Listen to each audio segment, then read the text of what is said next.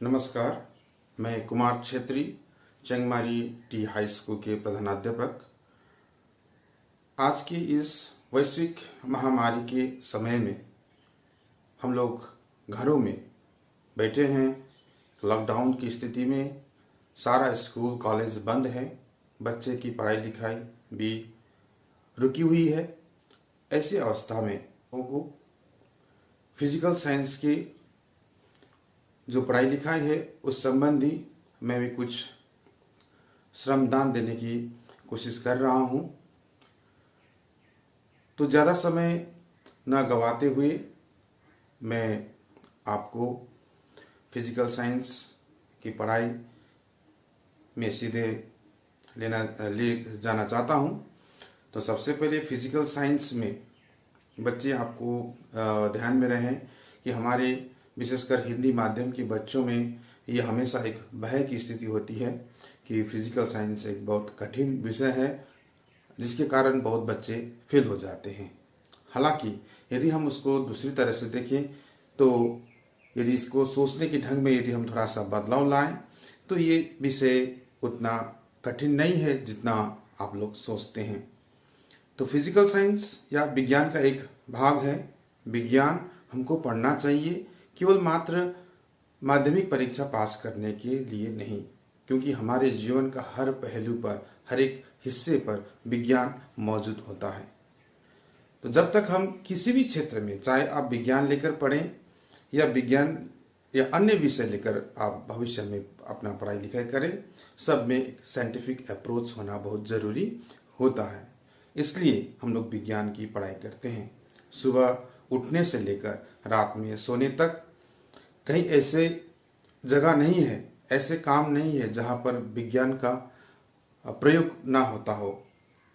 तो इसलिए आप लोग को, बच्चों को ये ध्यान में रखना है कि विज्ञान पढ़ने के लिए आपकी जो रुचि है बनाए रखनी पड़ती है। आपकी सोच में थोड़ा सा बदलाव लाना पड़ता है। प्रकृति में जो भी घटनाएं घटती है या आपके नज़र के सामने जो भी घटनाएं घट रही है, उसकी साइंटिफिक या वैज्ञानिक विश्लेषण क्या है, उसके जानने की आपकी कोशिश लगातार होनी चाहिए। और यही चीज़ करने में आपको विज्ञान की जो पढ़ाई लिखाई है बहुत ही मददगार साबित होगी। तो फिजिकल साइंस में जहाँ तक मार्क्स की सवाल है, जहाँ तक पढ़ाई लिखाई में पास करने की जो, उत्तीर्ण होने की जो बात है, उसमें ज़्यादा डरने की बात नहीं है। यदि हम उसको सही ढंग से, उसमें भी एक साइंटिफिक अप्रोच यदि हम लगाएं तो ज़्यादा डरने की बात नहीं है। तो इसके लिए हमको क्या करना चाहिए? इसके लिए हमको पहले कि हमारे मार्क्स डिस्ट्रीब्यूशन है, जो माध्यमिक परीक्षा में आपका जो क्वेश्चन आते हैं, क्वेश्चंस में मार्क्स का जो डिस्ट्रीब्यूशन होता है चैप्टर वाइज किस प्रकार से होता है, यदि आप जाने तो इसमें बहुत मददगार होगी। तो पीरियोडिक टेबल में शुरू करने से पहले मैं आपसे एक सवाल है कि आप कितने तत्वों के नाम जानते हैं?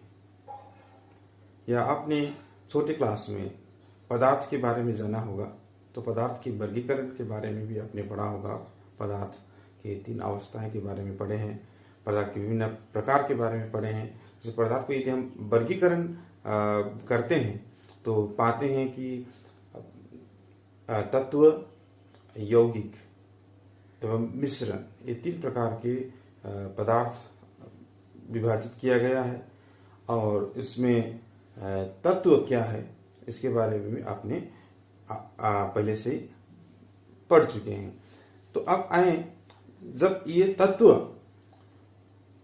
आज हमारे पास 105 या उससे अधिक तत्व हमारे जानकारी में हैं, लेकिन उस समय जो 19वीं शताब्दी की शुरुआत में पदार्थ, ये तत्वों के बारे में उतनी अधिक जानकारी नहीं थी। और लेकिन जितने तत्वों के बारे में उनको जानकारी थी, तो उसमें उनको ये पता था कि तत्वों के सबसे सूक्ष्मतम कण जो है परमाणु होते हैं। लेकिन परमाणु के अंदर जो आज हम जानते हैं प्रोटॉन, इलेक्ट्रॉन, न्यूट्रॉन के बारे में, उनको ये पता नहीं था उस समय। तो अब जब परमाणु सभी तत्व परमाणु से बने हैं। तो आप जानते हैं कि जो परमाणु के जो गुण के बारे में, अलग अलग तत्वों के अलग अलग प्रकार के परमाणु होते हैं, ये डाल्टन ने अपने सिद्धांत में कहा था। तो अब ये सवाल ये है कि अलग अलग तत्व जो जब अलग अलग प्रकार के परमाणु भार या अलग अलग परमाणु साइज से बने हैं, तो कुछ तत्वों में क्या दिखाया गया कि उनका रासायनिक एवं भौतिक गुण में समन्वयता, सिमिलरिटीज दिखाई दी। जैसे कि मैं आपको एक उदाहरण दूं, जैसे कि सोडियम एक धातु है। यदि हम जल में यदि उसको डाल दें तो वो हाइड्रोजन गैस उत्पन्न करती है। उसी तरह से दूसरी धातु है लिथियम को भी हम जल में डालें तो वो भी हाइड्रोजन गैस देगी, और कैल्शियम को डालें वो भी हाइड्रोजन गैस देगी।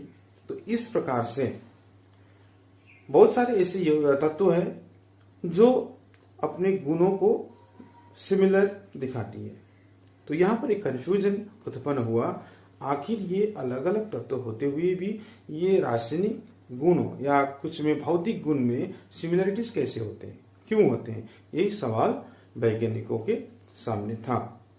तो अब ये इसी सवाल का उत्तर ढूंढने के लिए जो अन्वेषण हुई उसी का नतीजा है आज का हमारे पास पीरियोडिक टेबल। लेकिन पीरियोडिक टेबल के कुछ हिस्टोरिकल बैकग्राउंड है, उसको हमको थोड़ा सा जानना जरूरी है, जो आपकी किताब, आपके पाठ्य पुस्तक में भी आपको मिलेगा। आप पाएंगे ये डेवोनियर्स का तिर्यक आपको मिलेगा। डेवोनियर्स का तिर्यक बल्कि एक शुरुआती आपको मिलेगा शुरुआत में कि डेवोनियर ने क्या पाया। जैसे कि अब मैं 3 ऐसे तत्व जिसका केमिकल प्रॉपर्टीज सिमिलर रहता है, जैसे कि कैल्शियम, स्ट्रोंशियम और बेरियम, ये 3 तत्व हैं जिनका केमिकल प्रॉपर्टीज का सिमिलरिटीज रहता है। अब यदि इसका यदि हम एटॉमिक वेट देखें, परमाणु भार देखें तो 40, स्ट्रोंशियम का है 88 और बेरियम का है 137। अब डेवोनियर ने क्या पाया कि यदि हम इसको तिर्यक कहा गया, यानी कि तिर्यक माने ट्राइड, यानी कि 3 का समूह को हम ट्राइड बोलते हैं। ये 3 जो सिमिलर गुण वाले, एक ही गुण वाले जो तत्वों को यदि हम उसके परमाणु भार के बढ़ते क्रम में सजाते हैं और पहला और तीसरा जो परमाणु भार है उसका यदि हम औसत निकालें, 40 और 137 का औसत यदि हम निकालें तो कितना पाते हैं? 88.5, यानी कि ये और लगभग सेम या इक्वल या उसके नजदीक में उन्होंने ये पाया। इसको कहते हैं, इसी को कहते हैं डेवोनियर्स का तिर्यक। तो इसमें और भी तत्व हैं जिसमें दिखा सकते हैं लिथियम, सोडियम, पोटासियम। मैंने पहले कहा था लिथियम, सोडियम, पोटासियम का भी यदि हम इस तरह से, लिथियम का है 7 और सोडियम का है 23 यानी कि 23 और पोटासियम का है 39, ये तीनों को यदि हम रखें, लिथियम का 7 और सोडियम का 39 को यदि ऐड करके 2 से भाग करें तो 23 आएगा, जो सोडियम के बराबर है। इस तरह से डेवोनियर ने पाया था कि उसके परमाणु भार और इसमें कुछ रिलेशनशिप है गुण में। लेकिन ये दुर्भाग्यवश ये सभी तिर्यक में ये फॉलो नहीं होता है, ये जो नियम लागू नहीं होती है। तो इसलिए ये भी एक हिस्टोरिकल फैक्ट बन के रह गई, कोई आगे इसमें नहीं बढ़ा। और इंटरेस्टिंग फैक्ट और एक है, मेंडलीफ से पहले न्यूलैंड का ऑक्टेव, न्यूलैंड का ऑक्टेव है। ऑक्टेव माने आप जानते हैं जो संगीत का जो 7 सुर होते हैं उसको हम ऑक्टेव बोलते हैं। जैसे कि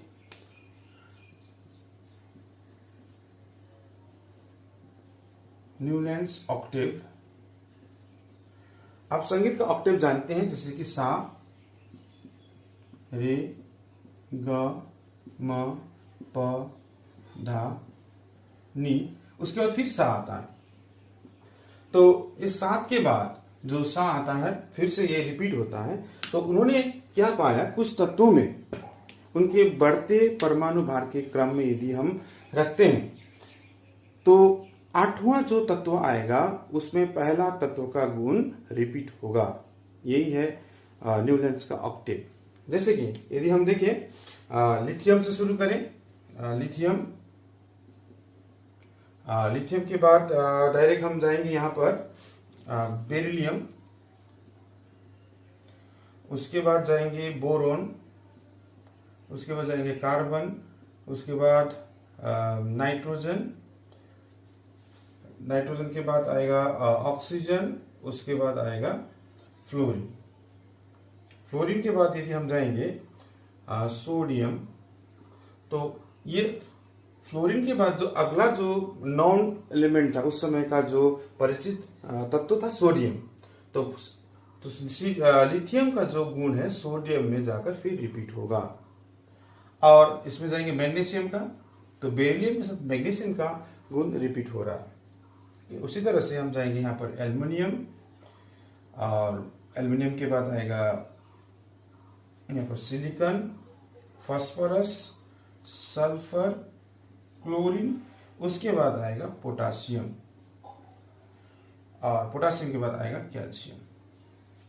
इस तरह से जो आठवां तत्व आएगा वो ऑटोमेटिकली पहला वाला तत्व के गुण रिपीट करेगा। जैसे कि लिथियम, सोडियम, पोटासियम का एक ही प्रकार की गुण रहेगा, बेरिलियम, मैग्नीशियम, कैल्शियम का, बोरोन, एल्युमिनियम का, कार्बन, सिलिकॉन,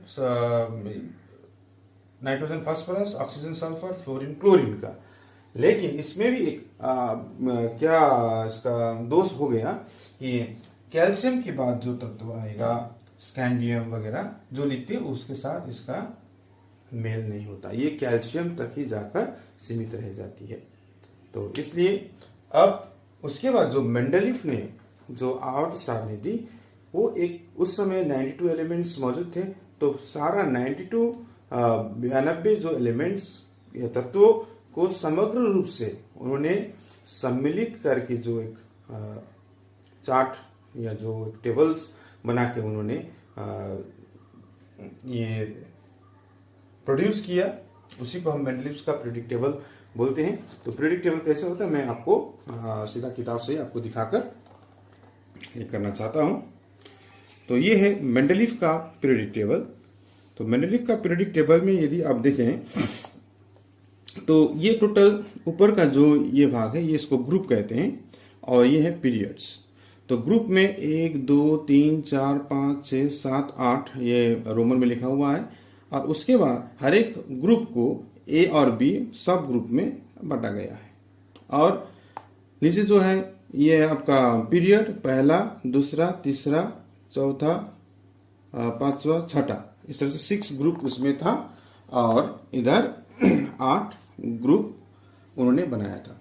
तो इसमें देखते हैं जैसे कि यहाँ पर हाइड्रोजन के बाद लिथियम के बाद सोडियम, पोटासियम। उन्होंने भी क्या किया था कि हाइड्रोजन, उसके बाद ये भी बढ़ते क्रम में इधर इस तरफ से परमाणु भार के बढ़ते क्रम में उन्होंने सजाया था। हाइड्रोजन के बाद lithium, beryllium, boron, carbon, nitrogen, oxygen, fluorine, उसके बाद sodium, magnesium, aluminium, silicon, phosphorus, sulphur, chlorine, potassium, उसके बाद कैल्शियम। यहाँ पर कोई भी तत्व नहीं है, उस समय ये डिस्कवर्ड नहीं हुआ था, इसलिए उन्होंने खाली जगह रखा था। इस तरह से उन्होंने ये भरा है। अब टोटल उस समय 92 एलिमेंट्स था, तो 92 एलिमेंट्स को उन्होंने यहाँ पर दे दिया। यहाँ पर आपको मुख्य जो याद रखने वाली जो बात ये है कि इसमें कितने ग्रुप थे। कभी कभी आपको सवाल आएगा मेंडलीव के पीरियोडिक टेबल में कितने ग्रुप हैं, तो 8। कितने पीरियोडिक टेबल कितने पीरियड्स है, देखो 1 से लेकर 6 तक दिखाया हुआ है। तो ये अब आपको, और यहाँ पर हर एक इसमें ग्रुप सब ग्रुप भी है, ए बी करके, और प्रत्येक वर्ग में, इसको हिंदी में वर्ग और आवर्त हम लोग कहते हैं। अब इसमें कुछ बहुत सारे दोष थे, तो उस दोष को यहाँ पर हमको जिक्र करना जरूरी है। तो मेंडलीव की पीरियोडिक टेबल में कुछ दोष थे, तो वो दोष क्या क्या है। 1 नंबर दोष है हाइड्रोजन के स्थिति। हाइड्रोजन उससे पहले आपको एक चीज बता दूं कि मेंडलीफ की पीरियोडिक टेबल पढ़ने से पहले आपको मेंडलीफ का पीरियोडिक नियम याद करना बहुत जरूरी है। मेंडलीफ का आवर्त नियम क्या है? तो मेंडलीफ का आवर्त नियम है कि तत्व के भौतिक एवं रासायनिक गुण उनके परमाणु भार या परमाणु मात्रा के आवर्त फलन होते हैं। ये याद रखना आपको बहुत जरूरी है। तो पिछले जो डेवोनियर का टेट्राएड हो गया या न्यूलैंड का जो ऑक्टेव है, तो उससे इसमें सभी में क्या आ रहा है? आपका पीरियोडिक एटॉमिक वेट, परमाणु भार ही ले रहे हैं तत्वों के गुण को समझने के लिए। यानी कि तत्वों के गुण उसके परमाणु भार से रिलेटेड है, उससे संबंधित है, यही समझाने की कोशिश कर रहे हैं। और मेंडलीफ ने भी यही किया, लेकिन मेंडलीफ ने टोटल एलिमेंट को उन्होंने सम्मिलित किया। ये उनका सबसे बड़ा सक्सेस था। लेकिन इसमें कुछ गलतियां, कुछ दोष थी। तो इसका उनका नियम का यदि हम और विश्लेषण करें तो हम क्या पाते हैं कि तत्व के भौतिक एवं रासायनिक गुण उनके रासायनिक एवं भौतिक तत्व के भौतिक एवं रासायनिक गुण उनके परमाणु भारों के आवर्त फलन होते हैं। यानी कि यदि हम आवर्त फलन जो रिपीटेशन हो रहा है, आवर्त फलन का मतलब हो जो उनके गुण में रिपीटेशन आ रहा है, वो किसके कारण हो रहा है? परमाणु भार के कारण। यानी यदि हम परमाणु भार को यदि बढ़ते क्रम में यदि हम सजाते हैं तो उसका रिपीटेशन होगा। तो यहाँ पर बढ़ते क्रम में उन्होंने सजाया तो एक ही जो वर्ग में जो आ रहे हैं तत्व, उसका गुण एक ही होगा। ये उनका कहने का तात्पर्य यह है। आप देखें, लेकिन कुछ गुण यहाँ पर दोष ये है कि हाइड्रोजन का दोष, हाइड्रोजन का स्थिति दोषपूर्ण है। क्यों दोषपूर्ण है? कि हाइड्रोजन गैस है, तो नीचे देखा गया जो तत्व है वो सॉलिड है। तो ये गैस और सॉलिड का भौतिक गुण ही इसका अलग हो गया, फिर भी ये सॉलिड के साथ रखा गया है। ये उसका सबसे बड़ा दोष है। उसके अलावा उन्होंने कहा कि तत्वों के जो भौतिक एवं रासायनिक गुण एटॉमिक वेट यानी कि परमाणु भार के आवर्त फलन होते हैं। इसका मतलब हम समस्थानिक के बारे में जानते हैं, आइसोटोप्स के बारे में जानते हैं। हर एक तत्व का एक से अधिक आइसोटोप्स होते हैं, तो अलग अलग आइसोटोप्स को अलग अलग जगह मिलना चाहिए था, लेकिन ऐसा नहीं है। हर एक तत्व का सभी आइसोटोप्स को एक ही जगह रखा गया है। तो ये एक दोष है। तीसरा दोष है कुछ तत्वों को, भारी तत्वों को हल्के तत्वों से पहले रखना। यदि आवर्त फलन होते हैं तो पहले हमको लाइट मेटल्स को रखना चाहिए, उसके बाद हैवी मेटल्स को। लेकिन यदि यहाँ पर हम देखें, आपको ध्यान से देखें, कोबाल्ट, ये देखिए यहाँ पर। और एक चीज देखें कि हर एक वर्ग में दो दो सब ग्रुप है, लेकिन आठवां जो वर्ग है, आठवां वर्ग में कोई सब ग्रुप नहीं है, लेकिन तीन तीन तत्व एक साथ रखा गया है। ठीक है। अब देखें यहाँ पर कोबाल्ट और निकेल, मेंडलीफ के नियम के हिसाब से निकेल को पहले और कोबाल्ट को बाद में होना चाहिए था, क्योंकि देखिए कोबाल्ट का जो एटॉमिक वेट है 58.93 है और निकेल का है 58.71। तो निकेल हल्का है, तो निकेल को पहला होना चाहिए था, लेकिन उन्होंने ऐसा नहीं किया। क्यों नहीं किया? क्योंकि कोबाल्ट को यदि हम यहाँ पर रखते हैं तो कोबाल्ट का गुण इसके साथ नहीं मिलता है, पैलेडियम और प्लेटिनियम के साथ नहीं मिलेगा, हालांकि इसका निकेल के साथ मिलता है। इन्होंने इसलिए निकेल के साथ रख दिया और कोबाल्ट को इसके साथ मिलता है, तो यहाँ पर कोबाल्ट को रखा। तो ये हो गया। उसके साथ उन्होंने बहुत सारे, जैसे कि यहाँ पर देखें लैंथेनियम के साथ भी उन्होंने 14 और एक तत्वों को एक साथ रख दिया था। और यहाँ पर एक्टिनियम के साथ भी उन्होंने एक साथ रख दिया था तत्वों को, ये लैंथेनियम और एक्टिनियम के साथ। तो अब हम देखें यहाँ पर कुछ जगह खाली जगह था। खाली जगह क्यों था? खाली जगह इसलिए था कि उस समय ये तत्व का कोई खोज नहीं हुआ था, लेकिन उन्होंने इस तत्व के गुणों के आधार पर इन जो अनडिस्कवर्ड एलिमेंट था उनका भी गुण उन्होंने बताया था, क्योंकि इसका गुण ऊपर और नीचे के तत्वों के गुण के साथ मिलता जुलता है। और एक चीज यहाँ पर, एक चीज मिसिंग है। यहाँ पर जो नोबल गैसेस हम लोग बोलते हैं, सॉरी रियर गैस बोलते हैं, निष्क्रिय गैसें, इनर्ट गैसेस, उस यहाँ पर नहीं दिखाई देता है, क्योंकि मेंडलीफ के समय में इन गैसों का कोई खोज नहीं हुआ था, इसलिए यहाँ पर मेंडलीफ के पीरियोडिक टेबल में वो दिखाई नहीं देती है। ये चीज आपको ध्यान में रखने वाली। लेकिन आप इसके बाद जो मोस्ले नामक जो वैज्ञानिक थे, उन्होंने फिर से कुछ मॉडिफिकेशन लाए। तो मॉडिफिकेशन लाने के बाद हमारे पास जो लॉन्ग फॉर्म पीरियोडिक टेबल है वो इस प्रकार का होता है। आप सभी के पुस्तक में ये मिलता है, लॉन्ग फॉर्म पीरियोडिक टेबल कहते हैं इसको। तो आपको ध्यान से इसमें देखना है, हम इसको समझाएंगे। लेकिन इससे पहले हमको मॉडर्न पीरियोडिक टेबल पढ़ने से पहले मॉडर्न पीरियोडिक लॉ क्या है समझना है। तो मॉडर्न पीरियोडिक लॉ यानी मॉडर्न आवर्त नियम यदि हम देखें तो सिंपल आप मेंडलीफ का पीरियोडिक टेबल ही है, बस एक शब्द का हेराफेरी है। जहां पर आप परमाणु भार लिखे हैं उस भार को हटाकर परमाणु संख्या लिखना है, यानी कि एटॉमिक नंबर। तो क्या होता है आपका ये नया नियम, आधुनिक नियम होता है, तत्वों के भौतिक एवं रासायनिक गुण उनके परमाणु संख्या के आवर्तक फलन होते हैं। यानी कि हम अब परमाणु भार के बदले परमाणु संख्या के बढ़ते क्रम में उसको सजाएंगे, तो हमको इस प्रकार का ये टेबल प्राप्त होता है। जिसमें क्या हुआ, ये जो मेंडलीफ ने जो एक साथ जो ग्रुप में रखे थे ए और बी, अब उसको अलग कर दिए हैं। यहाँ पर अलग अलग है।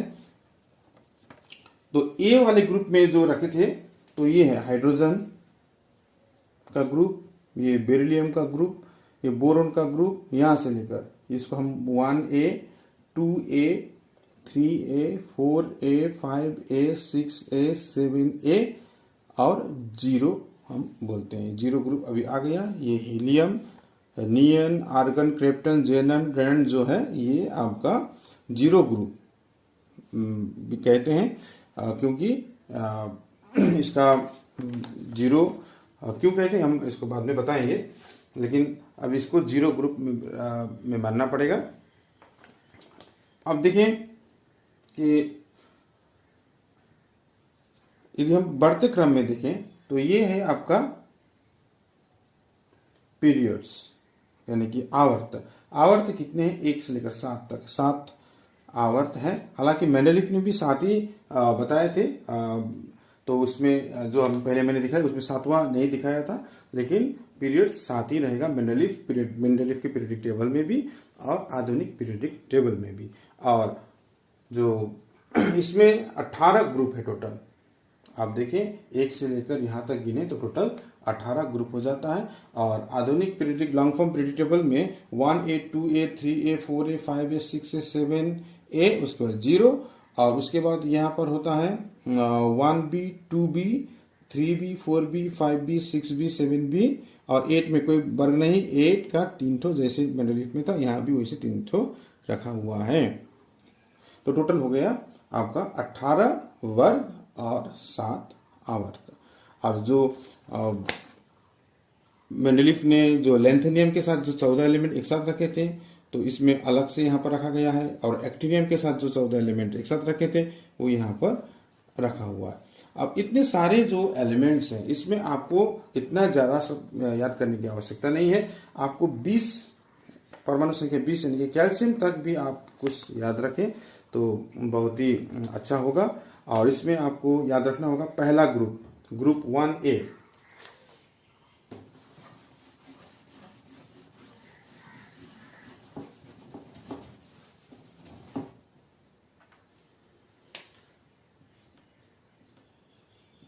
1A, में आपका hydrogen, lithium, sodium, potassium, rubidium, caesium, francium में वो आपको अभी आवश्यकता नहीं है, इतना ही आप याद रखिएगा।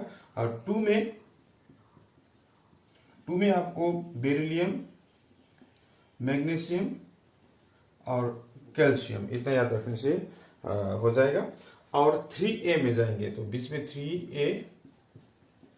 3A में आप जाएंगे बोरोन, उसके बाद एल्युमिनियम, उसके बाद गैलियम। 4A में कार्बन, सिलिकॉन, जर्मेनियम। 5A में नाइट्रोजन, फास्फोरस और ये arsenic, 6 Mn oxygen, sulphur, selenium, 7 ए में जाएंगे फ्लोरीन, क्लोरीन, ब्रोमीन, आयोडीन, और 0 ग्रुप में आप देखेंगे तो हीलियम, उसके बाद नियन, आर्गन, क्रिप्टन, जेनन। इतने याद करने से हो जाएगा। अब आपको याद रखना पड़ेगा कि इस ग्रुप का कुछ नाम है। पहला ग्रुप जो है इसको क्षारीय धातु कहते हैं। ये है आपका क्षारीय धातु, एल्कलाइन मेटल, एल्कलाइन मेटल कहते हैं। और ये जो ग्रुप 2 है इसको हम कहते हैं एल्कलाइन अर्थ मेटल, क्षारीय मादा धातु भी कहते हैं, एल्कलाइन अर्थ मेटल। ये रखिए।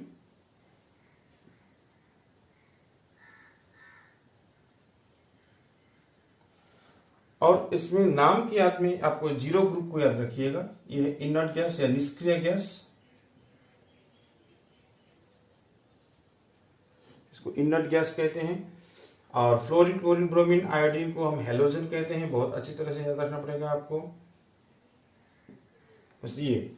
और 6 में सल्फर, ऑक्सीजन, सल्फर, सेलेनियम है। 5 में कौन कौन सा, ये इतना याद रखने से आपको काफी मदद मिलेगी।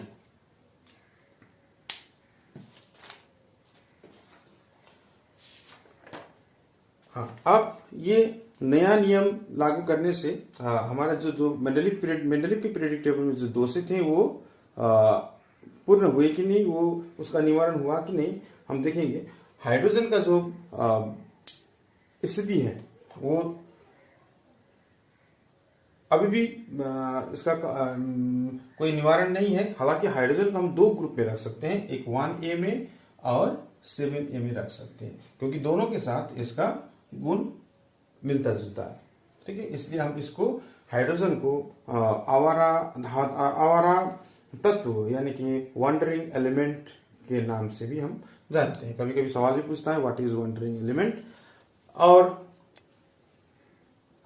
दूसरा हम बताए थे समस्थानिक की बातें।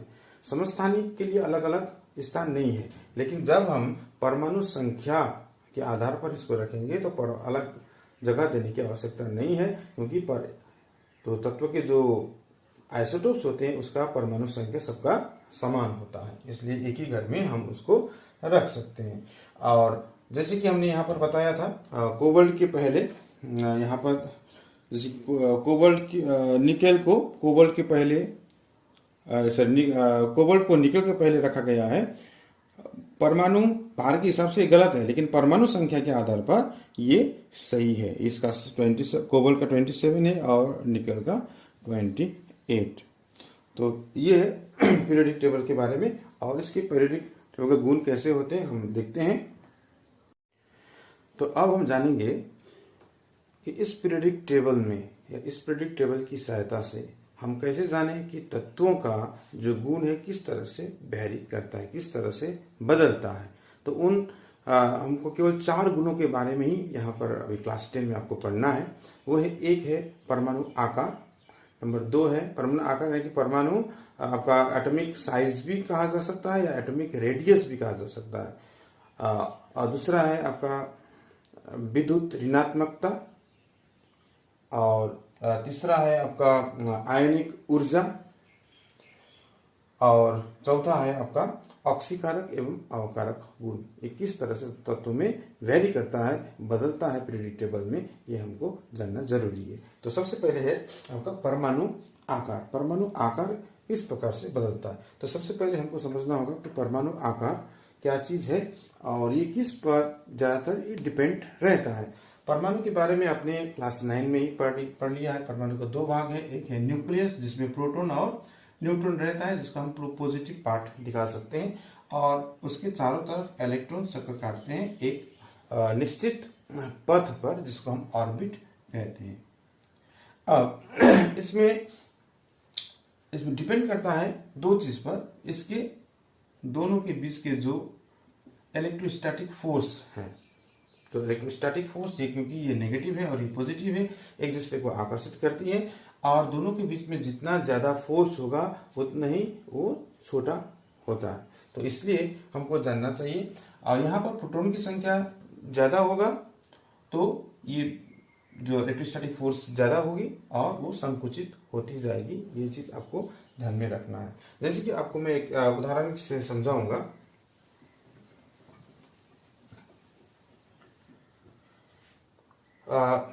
उदाहरण के लिए मैं आपको लिथियम और बेरिलियम, उसके बाद बोरोन, तीन तत्व लेकर मैं समझाऊंगा। लिथियम का परमाणु संख्या है 3 और बेरिलियम का 4 और बोरोन का 5।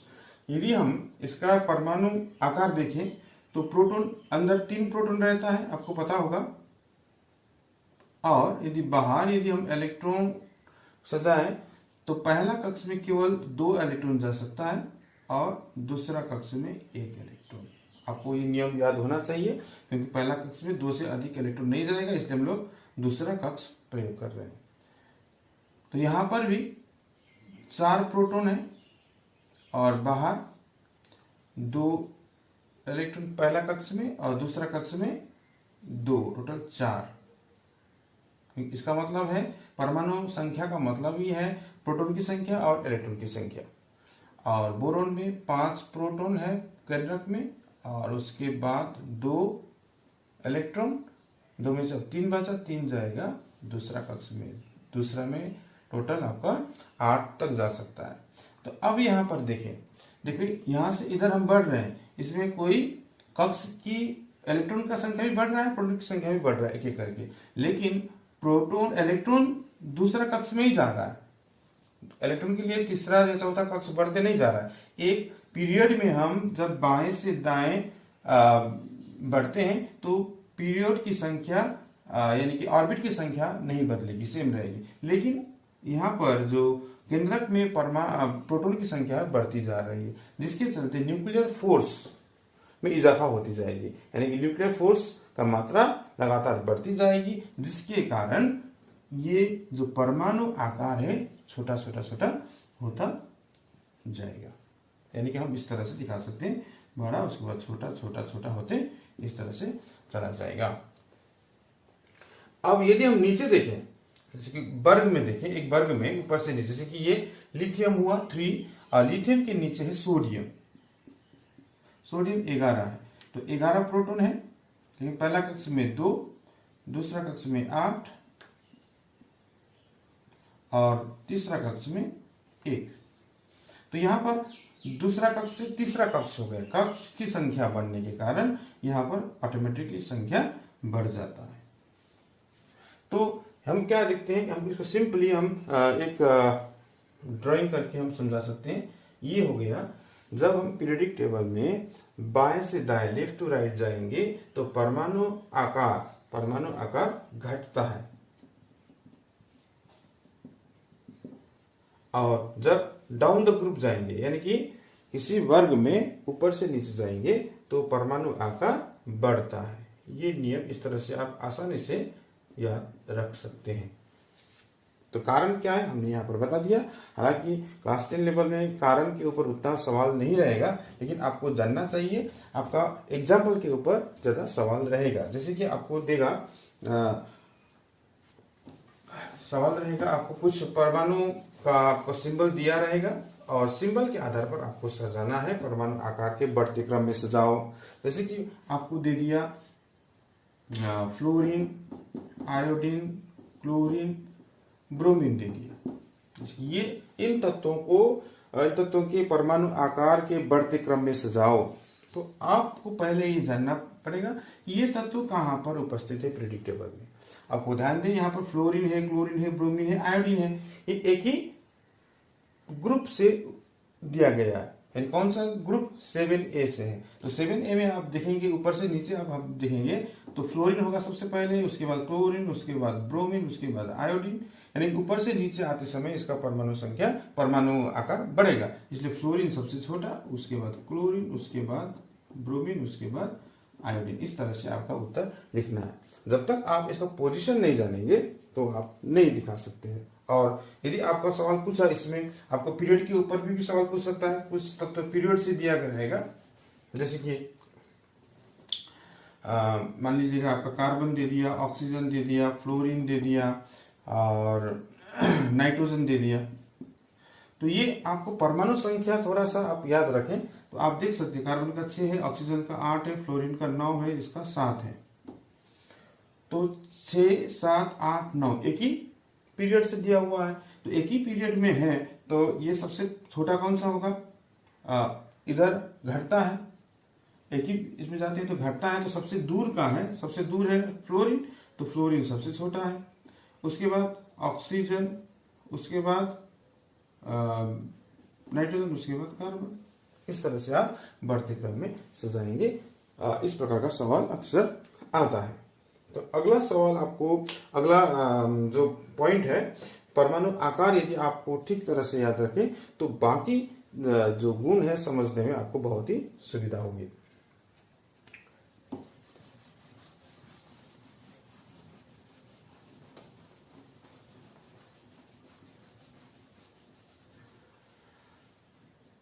तो अगला है आपको आयनीकरण ऊर्जा।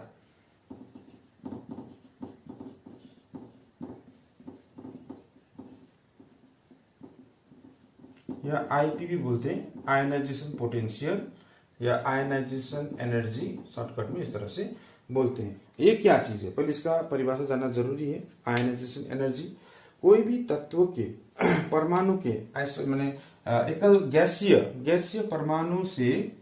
परमाणु के अंतिम कक्ष से किसी एक इलेक्ट्रॉन को उत्सर्जित करने के लिए जितनी ऊर्जा की आवश्यकता होगी, इसमें हमको एनर्जी देना पड़ेगा। जिस एनर्जी की आवश्यकता होगी उसी ऊर्जा को हम आयनीकरण ऊर्जा या आयोनाइजेशन एनर्जी कहते हैं। क्यों? क्योंकि ये तो एक इलेक्ट्रोस्टैटिक फोर्स से बंधा हुआ है। इस इलेक्ट्रॉन आसानी से हम लोग नहीं निकाल सकते। इस ऑर्बिट से अंतिम ऑर्बिट से इसको निकालना है तो हमको कुछ एनर्जी यहाँ पर लगानी पड़ेगी। तो वो एनर्जी, मिनिमम एनर्जी हमको कितना लगेगा एक इलेक्ट्रॉन निकालने के लिए, तो उसी को हम कहते हैं आयनीकरण ऊर्जा। तो आयनीकरण ऊर्जा अब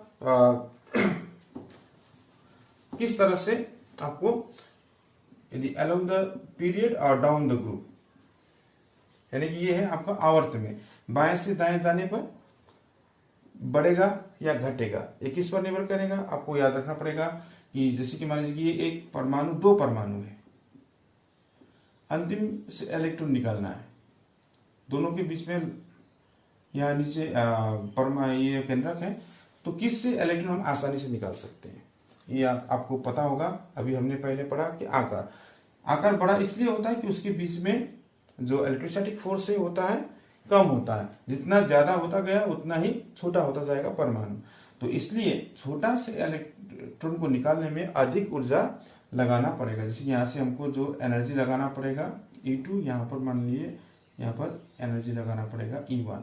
तो E1 जो है E2 से कम है, यानी कि परमाणु का आकार छोटा होता गया। इधर हम जानते हैं कि परमाणु का आकार घटता गया है तो आयनीकरण ऊर्जा बढ़ता है,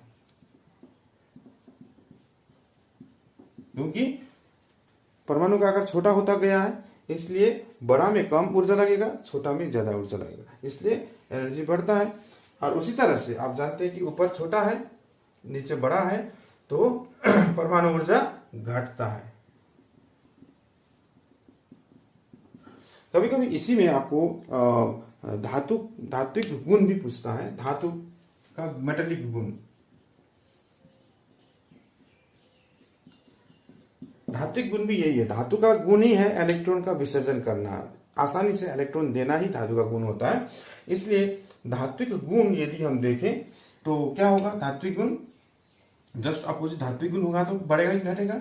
घटता है। धात्विक गुण यदि हम लिखेंगे तो ये घटता है और इधर ऊपर से नीचे जाएंगे तो धात्विक गुण बढ़ता है। ये भी इस तरह से भी सवाल पूछेगा। तो आपको सवाल पूछेगा इस तरह से, जैसे कि अभी हमने दिखाया जो सवाल है आपको उसके बढ़ते आयनीकरण ऊर्जा के आधार पर इन तत्वों को सजाइए, इस प्रकार का सवाल आपको पूछेगा। उसी तरह से आपको विद्युत ऋणात्मकता,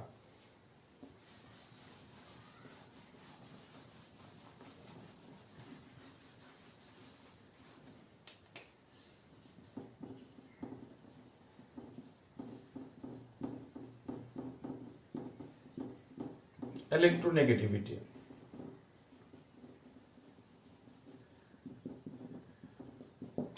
इलेक्ट्रोनेगेटिविटी क्या है? तो इलेक्ट्रोनेगेटिविटी है इलेक्ट्रॉन को अपनी तरफ खींचने वाला जो शक्ति होता है परमाणु का। लेकिन कब? जब कोई तत्व का परमाणु दूसरे परमाणु से जुड़े होते हैं कोवैलेंट बॉन्ड से। बॉन्ड दो प्रकार के होते हैं, हम अगले क्लास में करेंगे उसको। कोवैलेंट बॉन्ड से ए और बी जुड़ा रहता है, मतलब इलेक्ट्रॉन की साझेदारी करके एक दूसरे से जुड़ते हैं तत्व के परमाणु, तो उसको हम बोलते हैं कोवैलेंट बॉन्ड। जब कोवैलेंट बॉन्ड से जुड़े रहते हैं तो दो में से एक तत्व का परमाणु इलेक्ट्रॉन अपनी तरफ ज्यादा खींचती है, खींचने की शक्ति ज्यादा। मान लीजिए कि बी का ज्यादा शक्ति है, तो ये पार्शियली नेगेटिव होता है, पार्शियली पॉजिटिव बनता है। इलेक्ट्रॉन इस तरफ ज्यादा चला गया और इस तरफ कम रह गया, तो जिस तरफ चला गया उसमें थोड़ा सा उस इलेक्ट्रॉन का गुण आ गया, नेगेटिव आ गया, और उसमें पॉजिटिव आ गया। तो ये जो परमाणु की वो शक्ति जो कोवैलेंटली बॉन्डेड इलेक्ट्रॉन पेयर्स को अपनी तरफ खींचती है, उसी को हम कहते हैं विद्युत ऋणात्मकता। तो ये विद्युत ऋणात्मकता भी आसान है, जैसे कि जितने छोटे हैं परमाणु उतने ही अपनी तरफ इलेक्ट्रॉन को खींचने की शक्ति होता है, क्योंकि वो अंतिम कक्ष जो है न्यूक्लियस के नजदीक रहता है, इसलिए इलेक्ट्रॉन आसानी से अपनी तरफ खींचती है।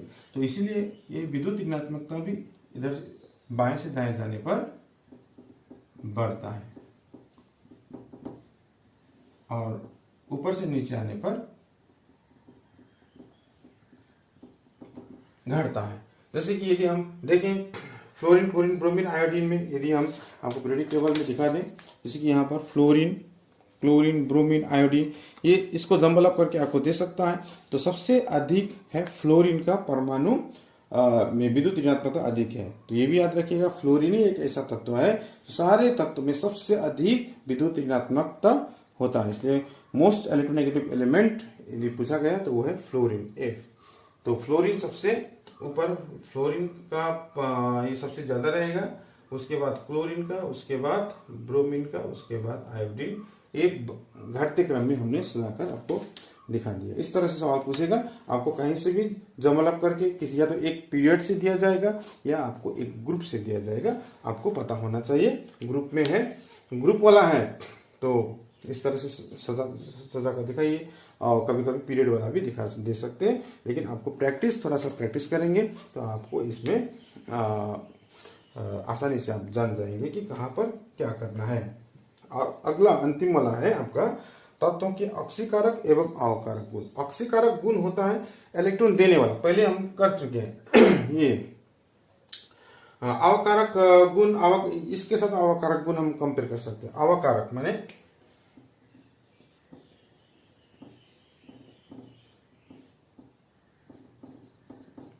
अवकरण कहते हैं इलेक्ट्रॉन लेने वाली घटना को अवकरण कहते हैं। और जब दूसरे से इलेक्ट्रॉन लेते हैं तो दूसरे तत्व को अक्सीकृत कर देते हैं, तो वो हो गया अक्सीकारक गुण।